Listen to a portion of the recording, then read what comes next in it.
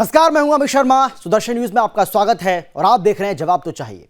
जवाब तो चाहिए में आज हम बात करेंगे सुदर्शन न्यूज के प्रधान संपादक सुरेश चौहान के जी की न्यायिक हत्या की साजिश की। हम बात करेंगे हिंदू राष्ट्र की उस शपथ की जिसे हेट स्पीच बताकर सुदर्शन न्यूज को बंद करने की एक बड़ी साजिश रची जा रही है। वो शपथ जो छत्रपति शिवाजी महाराज ने हिंदवी स्वराज की स्थापना के समय ली थी। उस शपथ को स्वतंत्र भारत में हेट स्पीच बताया जा रहा है। सुरेश चौहान के जी जब हिंदू राष्ट्र की शपथ लेते हैं तो सुप्रीम कोर्ट उसे हेट स्पीच बताता है और कहता है कि ऐसे एंकर्स को बैन किया जाना चाहिए। कोर्ट पुलिस से सवाल करता है कि उस मामले में एफआईआर दर्ज करने में 5 महीने आपको क्यों लगे, अभी तक गिरफ्तारी क्यों नहीं हुई। विडंबना देखिए, जहरीले ओवैसी बंधुओं को तो आप अच्छे से जानते हैं। 15 मिनट के लिए पुलिस हटाने की बात कहता है तो कोर्ट उसे हेट स्पीच नहीं मानता है, बल्कि यह कहता है कि ओवैसी साहब हम आपको बरी कर रहे हैं। मजहबी चरमपंथी भीड़ सर तन से जुदा के नारे लगाती है, लेकिन कोर्ट इस पर कोई संज्ञान नहीं ले पाता। इसके बजाय हिंदू राष्ट्र की उस शपथ को हेट स्पीच बताया जा रहा है जिस हिंदुत्व में वसुधैव कुटुंबकी की बात की जाती है। हम बार बार कहते हैं कि वसुधैव कुटुंबकम, सर्वे भवन्तु सुखनः की बात की जाती है। जिस हिंदू धर्म में परोपकाराय पुण्याय की धारणा पर बल दिया गया है, उस हिंदू राष्ट्र की शपथ को हेट स्पीच बताया जा रहा है। आज जवाब तो चाहिए में हम यही चर्चा करेंगे कि क्या हिंदू राष्ट्र की शपथ अपराध है। क्या हिंदू राष्ट्रवाद की शपथ को आधार बनाकर मीडिया जगत में राष्ट्र धर्म की सबसे बुलंद आवाज यानी कि सुदर्शन न्यूज को रोकने की एक बड़ी साजिश रची जा रही है। सवाल यह भी है कि क्या हिंदुस्तान में हिंदू राष्ट्र की बात नहीं करेंगे तो कहां करेंगे। और इससे भी अहम सवाल यह है कि क्या हिंदू समाज सुदर्शन विरोधी इन अभियानों को सफल होने देगा। क्या न्यायिक प्रणाली में सुधार अब समय की मांग बन चुका है। एक रिपोर्ट आपको हम दिखाते हैं जिससे आप ये पूरा जो मामला है उसको समझ पाएंगे और ये भी समझ पाएंगे कि हमारे विरोधी किस तरीके से लगातार इन दिनों मुखर हैं, किस तरीके से हमारा वो विरोध कर रहे हैं, सुदर्शन न्यूज को टारगेट कर रहे हैं, सुदर्शन न्यूज के प्रधान संपादक श्री सुरेश चौहान के जी को टारगेट कर रहे हैं। ये रिपोर्ट ये पूरी कहानी आपको बताएगी। उसके बाद हम चर्चा करेंगे। साधु संतों और वकीलों का एक बड़ा पैनल हमारे साथ मौजूद रहने वाला है। जल्द लौट रहे हैं।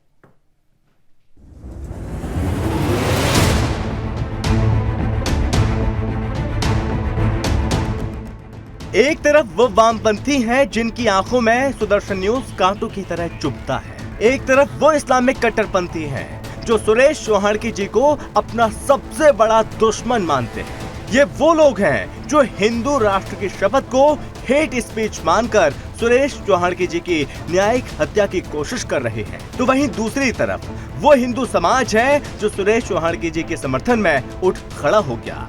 भारतवर्ष के विभिन्न राज्यों से, विभिन्न शहरों से एक ही आवाज आ रही है, सुरेश चौहान की जी आप आगे बढ़िए, हम आपके साथ हैं।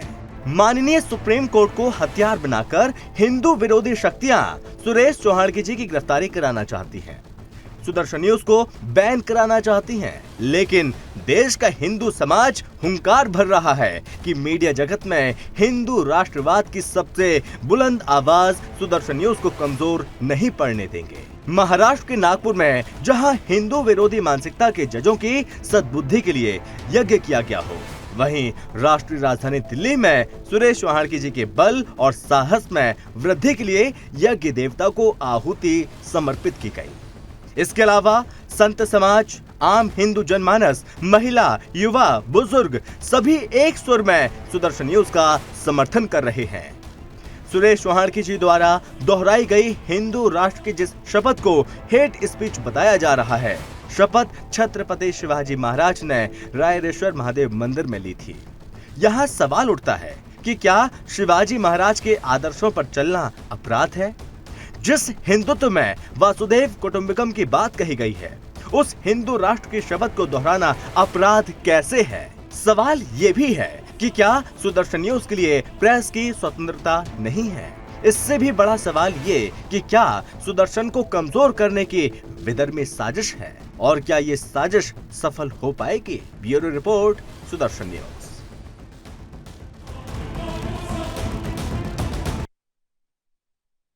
और जब से मामला सामने आया है तभी से हमें तमाम हिंदूवादी संगठनों, साधु संतों, राष्ट्रवादी पत्रकारों, राष्ट्रवादी मुस्लिमों, हिंदू भाइयों बहनों सबका हमें पुरजोर तरीके से समर्थन मिल रहा है और सभी एक सुर में कह रहे हैं कि सुरेश जी आप संघर्ष करो, हम तुम्हारे साथ हैं। सुनिए जरा साधु संत क्या कह रहे हैं।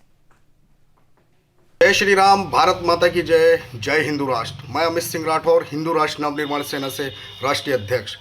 वर्तमान में एक केस रजिस्टर्ड किया जाता है हिंदू राष्ट्र हेट स्पीच को लेके सुप्रीम कोर्ट के अंदर सुरेश चौहान के जी के ऊपर। मैं वर्तमान की सरकार से, वर्तमान की न्यायाधीश की व्यवस्था से, माननीय न्यायाधीश से और हिंदुओं तुमसे ये पूछना चाहता हूँ कि क्या हिंदू राष्ट्र की शपथ लेना, केवल शपथ लेना हेट स्पीच हो सकती है? अगर केवल हिंदू राष्ट्र की शपथ लेना हेट स्पीच हो सकती है तो न्यायाधीश, न्याय व्यवस्था उस दिन कहाँ जाती है जब भारत के अंदर सन तन से जुदा के नारे लगाए जाते हैं, जब भारत के अंदर एक जिहादी सर तन से जुदा करने के बाद माननीय प्रधानमंत्री के लिए गंडासा दिखाता है और कहता है कि ये मोदी तेरे गले तक भी पहुंचेगा। उस दिन कहाँ जाते हैं जब असदुद्दीन ओवैसी का भाई अकबरुद्दीन ओवैसी भारत के अंदर 25 करोड़ और 100 करोड़ को 15 मिनट के लिए पुलिस हटाने की बात करता है, तो उस दिन ये हेट स्पीच कहाँ जाती है? हिंदू राष्ट्र भारत के आने वाली युवा और वर्तमान और भविष्य पीढ़ी का सुरक्षा कवच है, जिसे हम लोग अपने बच्चों को देके जाएंगे। छत्रपति शिवाजी महाराज के द्वारा संकल्पित लिया गया स्वराज हिंदू राष्ट्र संकल्पित होकर हर हिंदू अपनी आवाजों को उठाएगा। हिंदू राष्ट्र ये पहले भी था, आज भी है और आगे भी रहेगा। और जिन लोगों को हिंदू राष्ट्र में रहने के लिए परेशानी हो तो उनसे मेरा यही कहना है कि वे इस देश को छोड़ करके अपने जो उनके इस्लामी देश हैं, 55 देश लगभग हैं, कहीं भी वो जा सकते हैं, उन्हें रोकने वाला कोई नहीं है। निसंकोच होकर के चले जाएं। और वे सुदर्शन न्यूज को बंद करने की बात कर रहे हैं, सुरेश चौहान को गिरफ्तार करने की बात कर रहे हैं, ये बिल्कुल भी हिंदू समाज होने नहीं देगा। छत्तीसगढ़ के समस्त संत समाज आज सुरेश चौहान के जो सुदर्शन न्यूज के चेयरमैन हैं उनके साथ में हैं। जिस प्रकार से सुरेश चौहान के जी के ऊपर आवाजें उठ रही हैं, सुप्रीम कोर्ट जो उनके ऊपर कार्रवाई करने की बातें कर रहे हैं, तो आज सनातन धर्म, समस्त सनातनी आज सुरेश चौहान के जी के साथ है, क्योंकि वे हमेशा सनातन धर्म के लिए एक आवाज बन करके आगे आते आए हैं और ये हमारे समाज के एक हिंदू शेर हैं। हम सब सुरेश चौहान के जी के साथ में हैं। जब जब इनको हमारी आवश्यकता पड़ेगी, छत्तीसगढ़ के समस्त संत समाज इनके साथ में खड़ा रहेगा। तो सुदर्शन न्यूज को चौतरफा समर्थन मिल रहा है, ये सुना आपने। और आज सुबह से हम अलग अलग वर्ग के जो लोग हैं उनकी आवाज को भी आपको सुना रहे हैं और किस तरीके से वो हमारे समर्थन में आवाज बुलंद कर रहे हैं, ये भी आपने आज सुबह से देखा। चलिए अब चर्चा करेंगे कौन कौन खास मेहमान हमारे साथ मौजूद है। सबसे पहले उनसे आपका परिचय करा देते हैं। हमारे साथ एच.एस. रावत जी जुड़ गए हैं जो कि हिंदू धर्मगुरु हैं। इसके साथ ही हमारे साथ सुप्रीम कोर्ट के अधिवक्ता संदीप मिश्रा जी जुड़ गए हैं और इसके अलावा सुप्रीम कोर्ट के अधिवक्ता मधु मुकुल त्रिपाठी जी हमारे साथ जुड़ गए हैं। और अब से कुछ ही देर के बाद जो मुझे जानकारी मिल रही है, हिंदू महासभा के अध्यक्ष स्वामी चक्रपाणी महाराज जी भी हमारे साथ जुड़ेंगे। लेकिन सबसे पहले अगर एच.एस. रावत जी मेरी आवाज़ आप तक पहुँच पा रही है तो मेरा सीधा सवाल आपसे ये है और मैं आपसे ये जानना चाहता हूँ कि अगर हिंदू राष्ट्र की शपथ हिंदुस्तान में नहीं ली जाएगी तो क्या पाकिस्तान में ली जाएगी, क्या अफगानिस्तान में ली जाएगी, क्या अमेरिका में ली जाएगी, क्या ईरान में ली जाएगी, क्या इराक में ली जाएगी या यरूशलेम में ली जाएगी? जो लोग हमारा विरोध कर रहे हैं, क्या जवाब है उनको आपका? देखिए अमित जी, ये सच है कि हिंदू राष्ट्र बनाने की शपथ लेने का अधिकार हम सबको है जी। जब अमेरिका का राष्ट्रपति अगर जो बाइडेन या जो भी राष्ट्रपति वहां बनता है वो बाइबल की शपथ लेता है, अगर कोई इस्लाम की शरीयत की या कुरान की शपथ लेता है, तो हिंदुस्तान के अंदर हिंदू राष्ट्र की शपथ लेना कौन सा गुनाह है? और फिर इस प्रकार के दो कानून तो होने ही नहीं चाहिए। मुझे समझ नहीं आता कि अदालतें क्यों इन कट्टरपंथियों के सामने झुक जाती हैं। क्या उनको डर रहता है कि सर तन से जुदा होगा? क्यों इस तरह के फैसले नहीं लिए जाते, सख्त फैसले नहीं लिए जाते? जब अकबरुद्दीन ओवैसी सरेआम अगर कहता है कि मैं 80 करोड़ हिंदुओं को काट दूंगा, 15 मिनट के लिए फोर्स हटा दीजिए, और फिर उसको बरी कर दिया जाता है, उस समय कोर्ट कहां चला जाता है? और सरेआम अगर आप धमकी दे रहे हैं हिंदुओं को, आपने देखा किस प्रकार से जम्मू कश्मीर के अंदर वहां पर कितना बुरा हाल किया गया है, उस समय सुप्रीम कोर्ट कहां चला जाता है? उस समय अदालतें कहां चली जाती हैं? तो मुझे लगता है कि कहीं ना कहीं एक दबाव है, और दबाव के अंदर अदालतों को काम नहीं करना चाहिए। और जहां सुरेश जी ने जो कहा है वो बिल्कुल ठीक कहा है।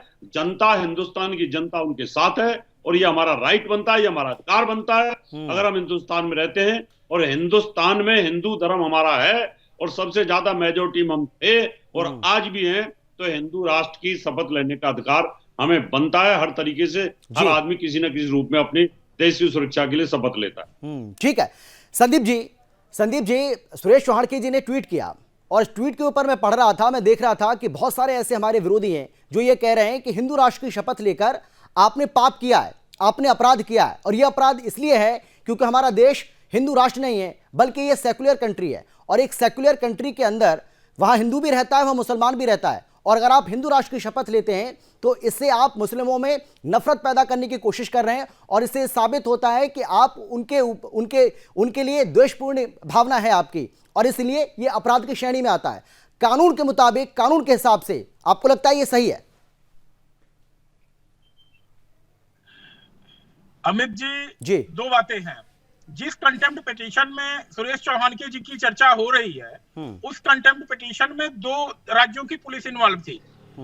समान तरह की घटनाएं उत्तर प्रदेश, दिल्ली में भी होती है और उत्तराखंड में भी होती है, लेकिन पिटिशनर को ये जो सस्ती लोकप्रियता चाहिए थी कि हम जल्दी से जल्दी हाईलाइट हो जाएं अपने समाज में और बहुत बड़े शूरमा घोषित हो जाएं, उसने उत्तराखंड की पुलिस को छोड़ दिया।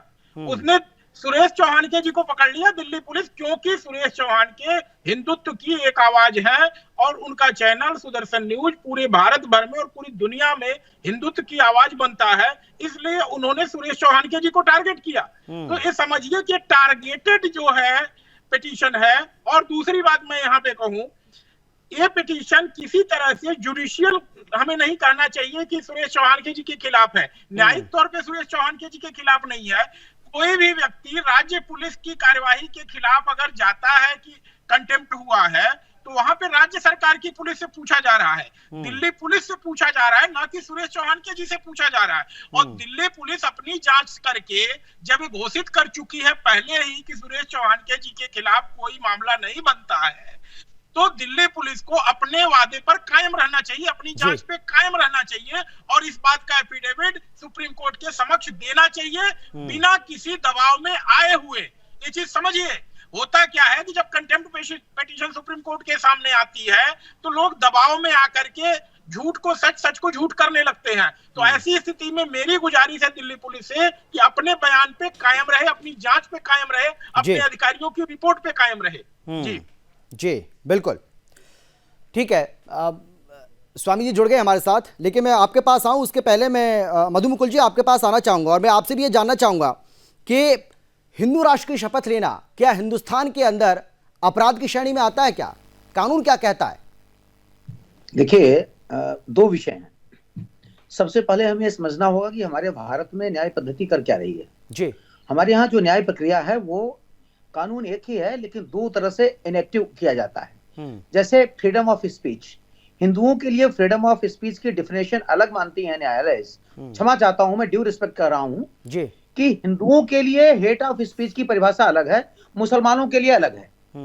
जैसे ही सर तन से जुदा कर देना, या किसी आसमानी किताब में काफिरों को मार देना, या वारिस पठान का 15 करोड़ का 100 करोड़ पर भारी हो जाना, या अकबरुद्दीन ओवैसी का 15 मिनट पुलिस हटा दो पूरे भारत के हिंदुओं को खत्म कर देना, ये सब स्वतंत्र है और न्यायपालिका इसको आत्मसात करना चाह रही है। लेकिन दूसरी तरफ एक जिसको सर्वोच्च न्यायालय ने स्वयं कहा है कि हिंदू एक वे ऑफ लाइफ है, एक जीवन पद्धति है, उस जीवन पद्धति की शपथ लेना हेट स्पीच है। मेरे तो समझ नहीं आ रहा है कि हमारे न्यायाधीशों को हो क्या गया है। मैं क्षमा चाहता हूं, मुझे टांग दे कंटेम्प्ट पर, मुझे उसकी चिंता नहीं है, लेकिन न्यायपालिका की विश्वसनीयता न्यायपालिका का सम्मान सर्वोच्च है। एक व्यक्ति किसी संवैधानिक पीठ पर बैठकर, संवैधानिक पद पर बैठ करके अगर अपने संवैधानिक अधिकारों का दुरुपयोग करना चाहता है तो उसका आलोचना होनी चाहिए। आपको याद होगा कि हमारे यहाँ हामिद अंसारी था, हमारे यहाँ वाइस प्रेसिडेंट था, लेकिन उसका कुकत जो किया जो कर रहा है तो वो एक संवैधानिक पीठ पर था। वैसे ही मैं क्षमा चाहता हूँ। मैं प्रार्थना करना चाहूंगा कि आत्मविश्लेषण करें हमारे न्यायाधीश महोदय, क्योंकि न तो 153 ए में आता है हिंदू राष्ट्र की शपथ लेना, न तो 255 ए में आता है, न तो ट्रेटरशिप है, न किसी को मार दो, काट दो, खत्म कर दो की बात आती है। भाई ये हेड स्पीच भी कहां से? MF हुसैन हमारी देवी देवताओं का नग्न फोटो बनाता है और सर्वोच्च न्यायालय उसको कला की दृष्टि में करके बरी कर देता है। यही सर्वोच्च न्यायालय है जिसमें जुबेर, अल्ट न्यूज के जुबेर के ट्वीट के कारण आग लग गई और उसको प्रोटेक्ट करता है। यही सर्वोच्च न्यायालय है जो मौन साधना कर लेता है जब अकबरुद्दीन ओवैसी कुछ बोलता है। यही सर्वोच्च न्यायालय मौन साधना कर लेता है जब कश्मीर में हजारों निर्दोष पंडित मार दिए जाते हैं। मेरे तो समझ नहीं आ रहा है कि ये किस दृष्टि से हेड स्पीच है। वो हेड स्पीच नहीं है। किसी को मार देना, काट देना, बलात्कार कर देना वो न्याय प्रक्रिया की प्रणाली में नहीं आता, लेकिन ये आता है। मेरे अनुसार तो नहीं आता। वो जो सोच रहे हैं, जो इस पर संज्ञान ले रहे हैं, ये उनके अपने स्वविवेक का विषय है।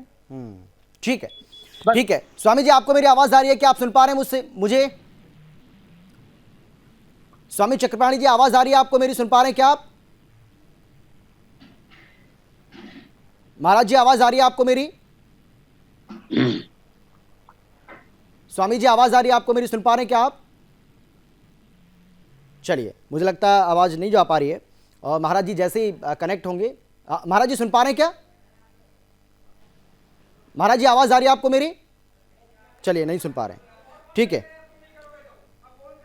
चलिए ठीक है। HS रावत जी, मैं एक बार फिर से आपके पास आना चाहूंगा। भाई देखिए, ये तो सिंपल सी बात है। इस बात को हम सभी जानते हैं कि दुनिया में अगर 57 मुस्लिम देश हो सकते हैं तो दुनिया के अंदर एक हिंदू राष्ट्र क्यों नहीं हो सकता? एक था नेपाल, अब वो भी नहीं रहा। तो अगर हिंदू राष्ट्र की कोई बात कर रहा है तो वो अपराध कैसे हो सकता है? उसको भड़काऊ कैसे कहा जा सकता है? सवाल तो यही है ना। देखिए अमित जी, बिल्कुल नहीं है। और यहाँ पर तो हमारे यहाँ दोनों बड़े सीनियर वकील साहब बैठे हुए हैं, लेकिन अगर मैं एक लेमैन की तरह से बात करूं कि मुझे अपनी धर्म की रक्षा करने का अधिकार मुझे संविधान देता है, मुझे अपनी रक्षा करने का संविधान देता है। अगर मैं अपनी भक्ति के अंदर, इनको शरीयत का अधिकार क्यों दे दिया? इनको अधिकार क्यों शरीयत का? इनको सारे के सारे अपने शरीयत के कानून मानने का अधिकार क्यों देता है सुप्रीम कोर्ट? अगर सुप्रीम कोर्ट के अंदर ये सब चीजें हैं तो उनको देखना चाहिए। अगर धर्मनिरपेक्ष राष्ट्र है तो सभी धर्मों के अंदर कानून एक जैसा होना चाहिए। है? ये क्या है कि आप शरीयत के हिसाब से अपना काम करिए, हिंदू अपना काम दूसरे तरीके से करेंगे। तो इसलिए मुझे नहीं लगता हिंदुस्तान के हर आदमी को अपने धर्म के लिए, अपनी धर्म की रक्षा के लिए और अपने देश की रक्षा के लिए हिंदू राष्ट्र बनाने में हिंदुओं को कोई वो नहीं होना चाहिए, किसी प्रकार की रोक नहीं होनी चाहिए। जहां सुरेश जी के साथ में इस प्रकार का व्यवहार किया जा रहा है तो मुझे लगता है कि कोर्ट को इस पर सोचना चाहिए। और पूरा हिंदुस्तान, पूरा हिंदू समाज, साधु संत, सारे अखाड़े, सभी पंथों के लोग सुरेश चौहान जी KG के साथ खड़े हुए हैं। उनको किसी प्रकार की कहीं पर भी कोई टेंशन नहीं लेनी चाहिए और पूरा समाज उनके साथ रहेगा, सुदर्शन के साथ रहेगा। हम ये वादा करते हैं। हाँ, लेकिन इतना भी जरूर कहना चाहते हैं, अदालत से हम नम्र निवेदन करना चाहते हैं, जिस प्रकार से आप कार्रवाई हिंदू नेताओं के या साधु संतों के खिलाफ करते हो, उतनी ही स्पीड के साथ कार्रवाई आपको मुसलमानों के खिलाफ भी करनी चाहिए। जिस प्रकार से वहां पर ये हल्के में लिया जाता है, आप सुप्रीम कोर्ट याकूब मेनन को अपराधी घोषित कर सजा दे देती है, मौत की सजा देती है। फिर उसके जनाजे में 2 लाख आदमी को जाते हैं। उस समय कंटेम्प्ट को कोर्ट क्यों नहीं होता? उन 2 लाख आदमी को क्यों नहीं अरेस्ट किया जाता? उनको जब एक अपराधी के कैसे जा सकते हैं? दैट मीन्स वो गए। ऐसे बुरहान वानी के केस की बात करें, वहां भी तो 50,000 आदमी गए ना। क्यों गए वहां पर? क्या ये देश के खिलाफ और हिंदुओं के खिलाफ ये उनकी भावनाओं को कुचलने का मामला नहीं बनता? बिल्कुल सही बात। इसलिए मुझे लगता है कि अमित जी, यहाँ पर सोचने की आवश्यकता है, अदालत को सोचने की आवश्यकता है और हिंदुओं को इतना न दबाया जाए कि कहीं कोई विस्फोट की स्थिति पैदा हो जाए। ठीक है, लेकिन संदीप जी, जो मधु जी कह रहे थे, आपने मधु जी को सुना होगा, उनसे आप कितना इत्तेफाक रखते हैं, उनकी बात से आप कितना सहमत हैं कि ऐसा लग रहा है कि दो नियम हो गए, दो कानून हो गए, हिंदुओं के अलग हैं और मुस्लिमों के लिए अलग हैं, और उसी दिशा से उसी हिसाब से फैसले लिए जा रहे हैं और फैसले हो रहे हैं और आदेश दिए जा रहे हैं और आदेश आ भी रहे हैं? देखिए, इसमें मैं जो है सीधे तौर पे न्यायालय को जिम्मेदार नहीं मानता हूँ। न्यायालय खुद कोई कार्य नहीं कर सकती जब तक कि उसके सामने कोई पिटीशन ना जाए, याचिका ना जाए। हमारे हिंदू समाज में कितने लोग हैं एक्टिव तरीके से, जब सर तन से जुदा के नारे लगे तो अदालतों में गए। कितने लोगों ने डीजीपी को चिट्ठी लिखी कि क्या कार्यवाही की गई, और कार्यवाही करने के बाद वहां की हाईकोर्ट की से कहा कंटेम्प्ट पिटीशन लगा करके सवाल पूछा, और अगर वहां से कंटेम्प्ट पिटीशन आपकी डिसमिस हुई तो आप सुप्रीम कोर्ट आए। तो इस तरह का कार्य जब हमारे हिंदू समाज के लोग अपने लिटिगेशन राइट का प्रयोग करेंगे तो फिर अदालतों के पास एक दरवाजा खुलेगा कुछ करने या ना करने का। जी मधु मुकुल जी कुछ कहना चाह रहे थे जी। अच्छा, हाँ ठीक है, ठीक है, हाँ मधु मुकुल जी बोलिए, आप बोलिए, हाँ कुछ बोलना चाह रहे हैं, बोलिए। संदीप जी की बात सही भी है, गलत भी है, दोनों चीजें हैं। संदीप जी ये सत्य कह रहे हैं कि हिंदुओं के अंदर एक बहुत बड़ी बेवकूफी है, क्षमा चाहता हूं, कमजोरी है, वो न्याय प्रक्रिया का इस्तेमाल नहीं करते, जिसका कम्युनिस्ट और दूसरे शांतिप्रिय लोग करते हैं। लेकिन ये यहां मैं सहमत नहीं हूं कि अपने आप नहीं करता। आपको याद होगा संदीप जी कि जो ट्रांसफर का पावर है इंटर स्टेट केवल और केवल सुप्रीम कोर्ट के पास है। सर्वोच्च न्यायालय के दो न्यायाधीश ओपन बेंच पर कहते हैं कि आपको हमारी डिस्ट्रिक्ट जुडिशियरी पर विश्वास नहीं है। अरे भाई, डिस्ट्रिक्ट जुडिशियरी के पास तो पावर ही नहीं है ट्रांसफर करने की। क्या न्यायालय का इंटरफेरेंस नहीं है? मैं संदीप जी आपसे भी प्रश्न करना चाहता हूं, सत्सम्मान सर्वोच्च न्यायालय से भी प्रश्न करना चाहता हूं कि अगर वो कहते हैं कि तलाक वाला जो प्रथा है, 3 तलाक वाली प्रथा है, कुरान में है तो मान लूंगा, क्या राम मंदिर के विषय में किसी सर्वोच्च न्यायालय के न्यायाधीश ने यह कहा कि अगर किसी आपके धर्म ग्रंथ में है तो मान लेंगे? क्या बात कर रहे हैं आप? एक पक्षी नहीं है तो और क्या है? अहमद हुसैन को बरी कर दिया जाता है, उसके सारे प्रोसीडिंग क्वेश कर दी जाती है, आपके देवी देवताओं का नग्न चित्र बनाने का, और आपकी हिम्मत है किसी की, या किसी में न्यायाधीश की हिम्मत है कुरान पर एक स्टेटमेंट देके दिखा दे, कुरान के एक आयत को अल्ट्रा वायरस डिक्लेयर करके दिखा दे? क्या बात कर रहे हैं? क्यों नहीं है मेरे भाई? मैं बहस करता हूं। मैं एक उच्च न्यायालय में बहस कर रहा था, एक न्यायाधीश ने मुझसे कहा डोंट इनवाइट कमेंट्स। मैंने कहा I love comments but I am surprised where your comment goes if there is a matter of other religion.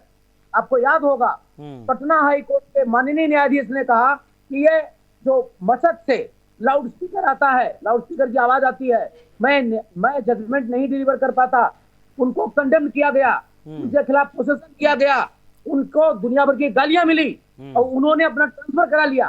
कहां गए थे न्यायाधीश महोदय लोग? कहां गई थी कंटेम्प्ट? प्लीज, मैं इज्जत करता हूं, मैं उसका एक पार्ट हूं, मैं जुडिशरी का पार्ट हूं। हमारी इज्जत तभी तक है जब तक ये न्यायालय है, और ये न्यायालय तभी रहेगा जब ये न्याय देगा। अगर ये निर्णय देगा तो न्यायालय नहीं कहा जाएगा, न्यायालय का मतलब है न्याय को डिलीवर करना, न कि निर्णय को डिलीवर करना। मेरे पास आप आते हैं, अगर मैं निर्णय देता हूं अपने विचार के तहत, अपनी एक आइडियोलॉजी के तहत, मैं न्यायाधीश नहीं हो सकता। मैं न्यायाधीश तब हो सकता हूं जब मेरी अपनी कोई विशेष सोच उसमें न चले। जब मैं सर्वोच्च न्यायालय में बैठकर या कहीं भी बैठकर मैं अपने सर्वोच्च धर्म ग्रंथ, जिसे कॉन्स्टिट्यूशन कहा गया है, जिसे संविधान कहा गया है, उसका पालन करूं, मैं सीआरपीसी आईपीसी के प्रावधानों का अवलोकन करूं। मैं अगर ऐसा सोचता हूं, यही न्यायाधीश महोदय को सोचना चाहिए। और क्षमा चाहता हूं संदीप बंधु, आप भी इससे सहमत होंगे, भले न बोल पाए। ठीक है संदीप जी बोलिए। भाई ये बात तो बिल्कुल सही बोल रहे हैं कि न्यायालय जो है वो संविधान का संरक्षक होता है, ये बात तो सही कह रहे हैं मधु मुकुल जी। कोई भी व्यवस्था, चाहे न्याय व्यवस्था हो, चाहे विधि व्यवस्था हो, चाहे पुलिस प्रशासन की व्यवस्था हो, कोई भी तभी तक कार्य करती है जब तक कि बहुसंख्यक समाज उसका साथ देता है। जिस दिन बहुसंख्यक समाज उससे पीछे हट जाता है, वहां वो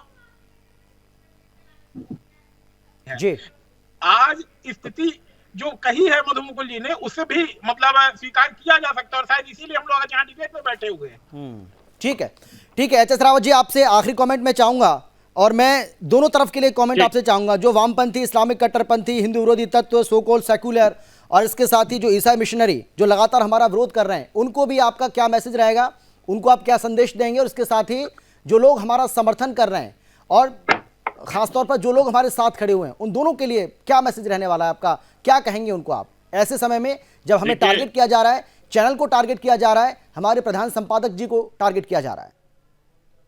अमित जी, मैं सभी जितने भी दर्शक सुदर्शन न्यूज के चैनल के जो सुन रहे हैं जी, और यूट्यूब के ऊपर भी, फेसबुक के ऊपर जो लाइव चल रहा है वो लोग भी सुन रहे हैं, मैं सभी हिंदू भाइयों से एक बात कहना चाहता हूं जी, आप लोग एकत्रित रहिए। अगर आप का धर्म बचेगा तो आप बचेंगे, नहीं तो कुछ समय बाद फिर देश के टुकड़े होंगे और हिंदू धर्म समाप्त हो जाएगा।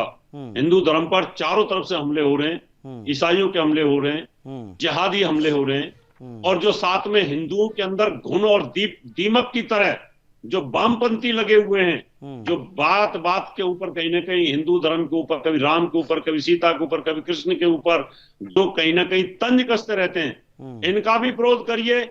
और जो हिंदू धर्म को तंग करने की कोशिश कर रहे हैं उनका भी विरोध करिए, और सबको एकत्र रहना चाहिए।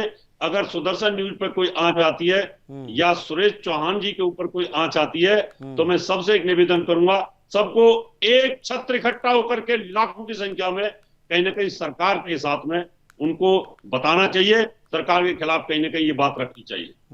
ठीक है सर, मेरे पास समय की कमी है, मैं चाहता था अगर मधु जी कुछ कहना चाहते हैं जल्दी से 10 सेकंड में, अगर आप अपनी बात रख सकते हैं तो। देखिए, मैं केवल 2 बिंदु करना चाहूंगा। एक, संपूर्ण हिंदू जनमानस से अनुरोध करूंगा कि वो न्याय प्रक्रिया का प्रयोग करे। दूसरे, मैं सभी अपने न्याय प्रणाली से जुड़े हुए आदरणीय, सम्मानित, बराबर के भाइयों से, सम्मानितों से अनुरोध करूंगा कि अपने सम्मान को बचाएं, न्याय प्रक्रिया में न्याय को लेके चलें, निर्णय को लेने चलें, स्वविवेक से संविधान का पालन करें, न कि अपने आइडियोलॉजी का, चाहे आप जज हो, चाहे आप ठीक है संदीप जी, आप भी किसी भी तरह से 10 सेकंड में कमेंट, 10 सेकंड में आखिरी कमेंट आपका। देखिए, मेरा यही कहना है कि अपना धर्म या ये कहें राष्ट्र धर्म, हमारा दोनों एक ही है। हिंदुओं का राष्ट्र धर्म और धर्म दोनों एक ही है। इसीलिए सबसे पहले राष्ट्र बचाने के लिए हमें अपने धर्म की रक्षा करनी पड़ेगी, और धर्म सुरक्षित रहेगा तभी राष्ट्र सुरक्षित रहेगा। बिल्कुल सही बात है, धर्म सुरक्षित रहेगा तभी हम सुरक्षित रहेंगे और तभी देश सुरक्षित रहेगा। ये बहुत अच्छी बात आपने की है। संदीप जी आपका, मधु जी आपका और एच एस रावत जी आपका बहुत धन्यवाद।